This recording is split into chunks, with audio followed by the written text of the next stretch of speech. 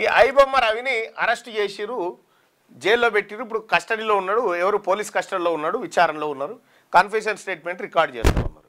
అయితే ఈయన మీద ఒక కేసు పెట్టిరు కదా, ఈ కేసులో వెంటనే బెయిల్ వచ్చే అవకాశం ఉంది. ఇది రాగానే బెయిల్ వస్తే బయటకు వస్తే మళ్ళీ సినిమా హీరోల గుండెలు వలుగుతాయి కదా, గింత జల్లినట్లు వస్తుందని మళ్ళీ నెక్స్ట్ ఏం చేసిరంటే ఇంకో పీటీ వారెంట్ వేసిరట. పీటీ వారెంట్ అంటే ఈయన మీద ఇంకో కేసు కూడా ఉంది కాబట్టి జైల్లోనే ఉంచండి అనేది ఈ వారెంట్ ఉద్దేశం. అంటే వాళ్ళు ఒక మనిషిని స్వేచ్ఛగా బయటికి వెళ్ళకుండా వాడేటువంటి పీటీ వారెంట్లు ఇవన్నీ.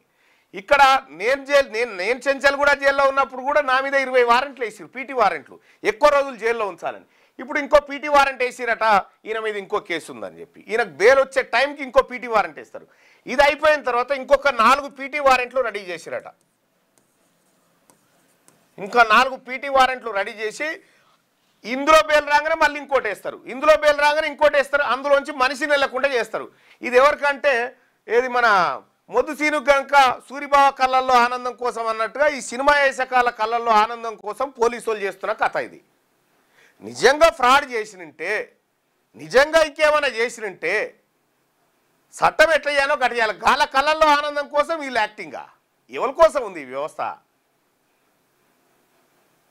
అందుకే తెలంగాణ రాజ్యాధికార పార్టీ నాయకులు నిన్న తోలిచ్చిన వాళ్ళ అడ్వకేట్ దగ్గరికి, శ్రీనాథ్ దగ్గరికి తోలిచ్చి కేసు ఏంది, ఏం జరుగుతూ ఉందో ఎంక్వైరీ చేయమన్నా, మా లీగల్ టీమును కూడా మాట్లాడమని చెప్పిన. సో తేలాలి ఇది ఏందో.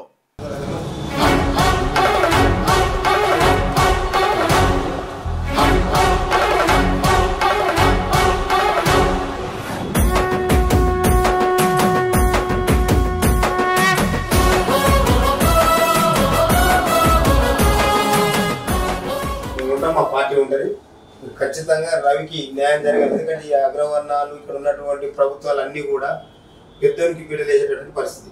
రవి అంటూ సామాన్య ప్రజల పక్షాన, సామాన్య ప్రజలు జరుగుతున్నటువంటి ఇబ్బందులు, సామాన్య ప్రజలు కనీసం సినిమా థియేటర్ పోయి సినిమా చూసేటటువంటి పరిస్థితులు లేకుండా రేట్ల పెంపకాన్ని దృష్టిలో పెట్టుకొని వాళ్ళకి ఏ రకంగా నేను ఉపయోగపడతా అనేటటువంటి కాన్సెప్ట్తోనే గొప్ప ఆలోచన చేసిందో అది ఈ రకంగా చట్టపరంగా తప్పే కావచ్చు.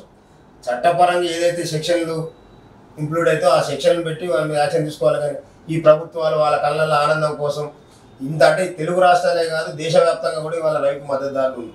అంటే రవి అటువంటి టాలెంట్ని ప్రభుత్వాలు ఉపయోగించుకోకపోగా, ఈ ప్రభుత్వాలు ఇక్కడ ఉన్నటువంటి యువకుల యొక్క నాలెడ్జ్ని తీసుకోకపోగా, వాళ్ళకి సరైనటువంటి ఉద్యోగ అవకాశాలు కల్పించకపోవడంతో ఇలాంటి పరిస్థితులకు ఈ యువత ముందుకు పోతుంది.